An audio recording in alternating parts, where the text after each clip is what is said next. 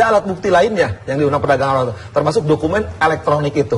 Tapi harus penegak hukum, sekali lagi dicatatkan ya bagi siapapun. Yang merekam itu harus penegak hukumnya. Nah, boleh itu. Nah, ketika itu ada rekamannya, boleh soal alat bukti. Ya, memperdagangkan orang, termasuk Robi kan semua memperdagangkan orang. Ya, tapi kalau orang dagang, ya jualan begituan, nggak mengatur. Kalau kena tuh di kampung saya di Sari Black, di Doli, di Kota Mangga Besar, berapa yang kan banyak. Sari Hitam jadi Sari Black. Kang Asep tahu banget ya titik-titiknya ya. Ya karena saya tinggal di situ. Oke, baik. Nah, tapi Kang, sejauh ini yang dilakukan polisi dari pendalaman itu sesuai prosedur? Saya kira secara hukum sekali lagi betul kalau yang dia dagang ya, selama tidak ada pengaduan dari suami atau istri yang melakukan hubungan seksual sama dia, atau dalam tadi bahasa hukumnya jinah atau cabul, ya nggak bisa. Berarti statusnya NM dan PR tetap menjadi korban? Nah, istilah korban hati-hati. Korban itu di Undang-Undang Perdagangan Orang pasal 124, orang karena korban perdagangan. Enggak, itu hati-hati. Korban itu karena psikis ya, itu kena dicabut haknya begitu ya. Ya, perdagangan itu dia bukan korban. Dia pemain, cuman tidak kena undang-undang. Pemain ini masuknya apa gini, gitu kan? Tadi di Sari Black, yang di Mangga Besar, yang di Doli itu kan jualan. Tapi itu tidak tidak bisa dihukum. Kecuali sekali lagi dia tuh di bawah umur, pelakunya orang dewasa, bisa kena. Ini kan yang sudah dewasa. Atau di taman-taman. Ya kan banyak perda. Biasanya kena perda yang suka istilahnya sidang tipiring, tindak pidana ringin, jadi malam-malam digerebek, besok disidangin. Sidangnya ketertiban umum. Kenanya kena perda karena undang-undangnya nggak ada. Baik, nah jadi kita faktanya dulu beberapa kejadian. Kita lihat gimana berangkatnya polisi ya. Sudah ada Brigjen Pol Agus Rianto juga, Karopenmas Mabes Polri. Selamat malam Pak Agus. Selamat malam Mbak, Assalamualaikum warahmatullahi wabarakatuh. Berangkat dari pendalaman kasus mucikari RA ini ya, apakah memang NM dan PR ini menjadi target atau F dan O yang sebenarnya menjadi target? Sehingga NM dan PR ini hanya sebagai impact saja dari pengejaran terhadap F dan O. Bahwa proses penanganan perkara yang dilakukan oleh Polri ya, dilakukan berdasarkan dari berbagai faktor yang kita miliki. Bisa dari sumber yang kita peroleh sebelumnya, mungkin kasus-kasus yang pernah kita tangani sebelumnya, ataukah mungkin kasus-kasus lain yang kita terima setelah adanya peristiwa yang sudah ada. Jadi kita tidak pernah mentarget siapapun, ya, pihak manapun. Yang penting bagi kita dalam proses penanganan perkara, aturannya sudah jelas, ya. Ada informasi, ada laporan, kita lakukan proses penyelidikan, kemudian kita tindak lanjuti sesuai dengan ketentuan yang berlaku di lingkungan Polri. Oke, Pak Agus, dari penggerebekan yang dilakukan oleh pihak kepolisian, NM dan PR ini sebagai korban atau sebagai pemain tadi kalau dikatakan oleh Kang Asep? Iya, Kang Asep tadi sudah menjelaskan secara panjang lebar dan gamblang terkait dengan perkara yang sedang kami tangani ini. Memang perkara yang kita tangani saat ini kita kenakan dengan Undang-Undang Nomor 21 Tahun 2007 ya, tentang pemberantasan tindak pidana perdagangan orang. Jadi kita memang dalam undang-undang tersebut sebagaimana kita terapkan pada pasal 2 itu adalah orang yang merekrut, kemudian juga menyiapkan, kemudian juga mengeksploitasi orang lain, itu dikenakan pasal tersebut, diancam dengan pidana 3 sampai 15 tahun dan denda sampai dengan mulai dari 120 sampai dengan 600 juta. Itu bunyi Undang-Undang 21 tahun 2007 itu seperti itu, Mbak. Nah, sehingga bagi yang kedua wanita yang juga kita temukan itu memang di dalam undang-undang itu sebagai korban gitu. Sebagai korban. Oke, baik. Kang Maman, kalau memang kepolisian juga menganggap sebagai korban, tapi Kang Asep punya terminologi lain tadi ya, bahwa bisa saja ini sebagai pemain, karena ya jangan cuma di hotel lah, lihatnya banyak sekali kan, mungkin lokalisasi bayangan yang sudah ada gitu Kang Maman. Tapi kok kayaknya Anda merasa nggak sih ada tebang pilih dalam penegakan misalnya atau seperti apa? Tidak cuma selebriti kan yang ada di online, bahkan lebih banyak yang bukan selebriti. 98 ketika Siup tidak lagi ada, bahkan di beberapa koran kota itu ada di halaman-halaman panti pijat, bisnis jual beli pelacuran, Dan itu penghasilan dari iklan mini itu saja dalam setahun 21 miliar loh. Media bisa mendapatkannya. Di situ bebas betul, semua jenis pelayanan, laki kepada laki, laki kepada perempuan dan sebagainya. Di situ mungkin kita melihat dia bukan lagi sebagai korban, tapi pemain karena menjual dirinya sendiri. Yeah. Tapi ketika ada sindikat dan kita masuk ke TPPO, dia adalah korban. Oke. Dan yang menarik seharusnya kita lihat pasal 12 ya Kang Asep. Pasal 12 itu konsumennya juga harus ditangkap. Iya. Di TPPO udah jelas.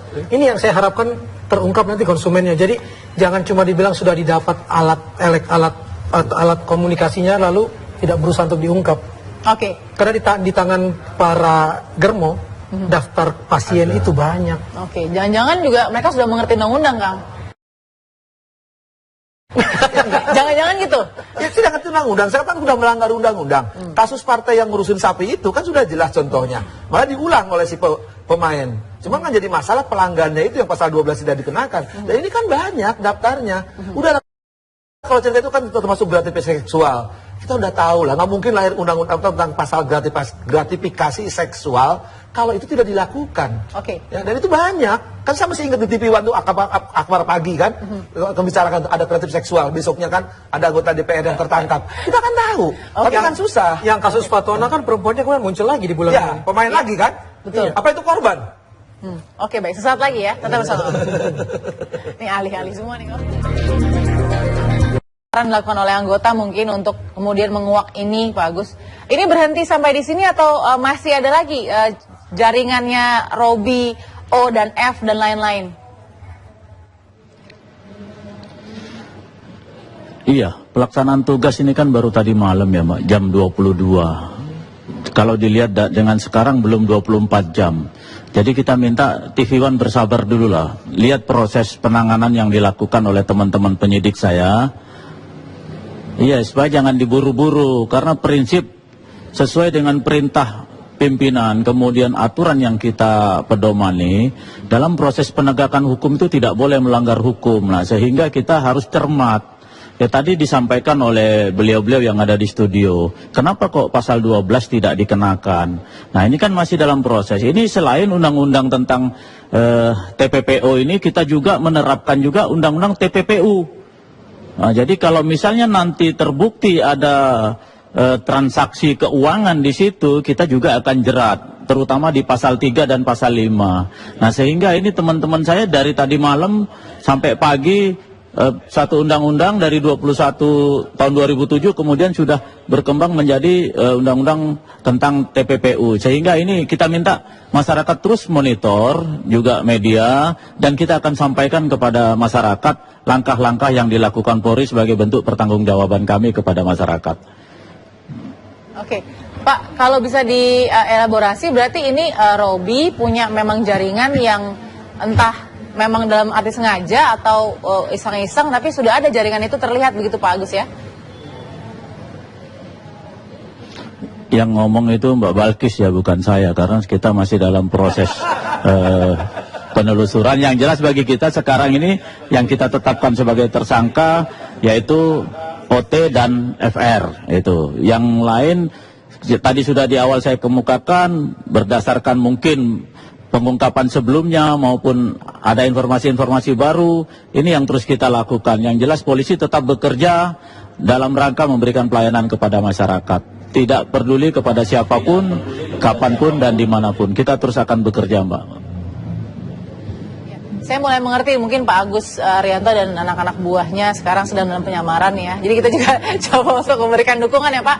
Karena mengerti sekali itu tidak mudah. Nah, ada yang bertanya kamu dari Kang Asep dan Kang Maman ke Pak Agus, silakan. Pak Agus betul, saya setuju kalau TV One boleh bersabar, tapi Pirsawan sama Iwan Iriawan nggak sabar karena pengen tahu kan. Nah, ada kejadian-kejadian dulu juga yang jangan sampai misalkan diulang lagi, tapi nggak ada lagi ujungnya. Ketika ada perkara besar, nongol perkara yang ecek-ecek beginian gitu, yang ya masyarakat sudah tahu lah Pak, istilahnya banyak melaknat tapi banyak menikmat gitu kan. Nah jangan sampai ini jadi laknat bagi semua, kita pengen lihat gitu Pak. Nah cepat, jangan tadi syukur-syukur saya akan salut kepada Pak Kapolri kalau sampai dari mulai pencucian uang, pencucian lubang, pencucian pedang semua dibuka ruangnya. Saya pikir kita rakyat akan tahu Pak, dan saya kira rakyat sudah tahu, cuman ya kita perlu tahu juga lah gitu. Jadi bukan saya Pak Agus ya, ini dari Kang Asep juga nih yang menanyakan ke Pak Agus. Silakan Pak. Ya. Iya, terima kasih Kang Asep. Ini salah satu pengawas kita, ya. Kang Asep satu, Kang Maman, dan Kang Asep, Kang Maman lainnya. Kita siap untuk menerima masukan, menerima koreksi, tapi tolong juga gitu kan, berilah kami kesempatan, ya. Kami tidak bermaksud untuk ada mungkin Kang Asep tersirat itu sebetulnya.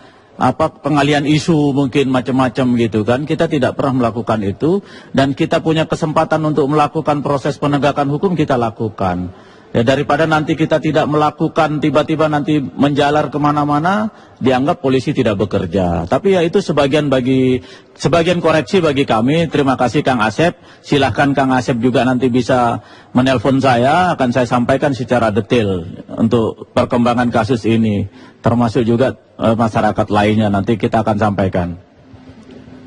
Tapi soal penyamaran jangan ditawarkan ya Pak Agus. Baik, terima kasih Pak Agus Yanto sudah bergabung dengan kami di Apa Kabar Indonesia Malam. Ya, sama-sama Mbak. Terima kasih. Assalamualaikum warahmatullahi wabarakatuh. Sudah ada tindak pidana pencucian uang juga dimasukkan, PPPO dimasukkan, pasal 12 juga masih dilihat. Itu sudah cukup belum untuk efek jerah? Enggak, sebanyak sebenarnya kalau kita sekali lagi tergantung kasusnya. Di KUHP itu ada 296 dan 296 banyak sekali. Ya, perdagangan uang itu sangat banyak, tapi tergantung kasusnya. Tergantung nanti penyidik bagaimana mengarahkan kasus ini, ya. Nah, tapi kalau sampai nanti kasus ini hanya ujungnya hanya semacam RA, gitu, betul. tapi konsumennya tidak kena, yang jualannya tidak kena, saya kira masyarakat gini lagi, gitu kan? Ini kan cuma dagang surabi, gitu kalau kayak beginian kan akhirnya. Ada supply ada demand ya Kang Maman. Tapi gimana kalau sekarang dilihat dari ya signifikansinya lah dari penegakan hukum yang sudah berjalan, ada nggak sih pengaruhnya? Saya menunggu pasal 12 kena konsumennya, karena itu yang hampir tidak pernah terjadi kan. Mau dari kasus waktu Fatona, kasus Mei kemarin tidak pernah ada. Padahal kalau kita sudah berhasil menangkap Robi, pengalaman saya waktu bikin skripsi tahun 90-an, satu germo ini punya jaringan dengan germo yang lain. Jadi ya ibaratnya misalkan Robi nih, saya yakin ada Robi lain yang tahu daftar konsumen. Konsumennya kan bisa dari oknum eksekutif, oknum legislatif, oknum teman-teman sayudikatif, atau kalangan semua, agamis, akademis itu banyak pemain-pemain yang tokoh-tokoh public figure yang disebut, supaya ada pembelajaran. Deras sekali ya gratifikasi. Gini lah, karena mereka banyak ngomong kayak malaikat, kelakuan maksiat, ini harus dibuka. Supaya pasal 12, minimal pasal 12 diberlakukan. Siapa pemain? Nggak mungkin tadi ada penjual kalau ada pembeli. Bayangkan 50 juta, Balkis, gaji dosennya nggak akan dapat. Sekali pakai 50 kok bayangin. Yang pakai pasti siapa tadi kan? 3 jam lagi ya? Ya nggak, saya yakin 3 jam ngobrolnya, mainnya 3 menit. Oke, baik. Sesaat lagi tetap bersama kami.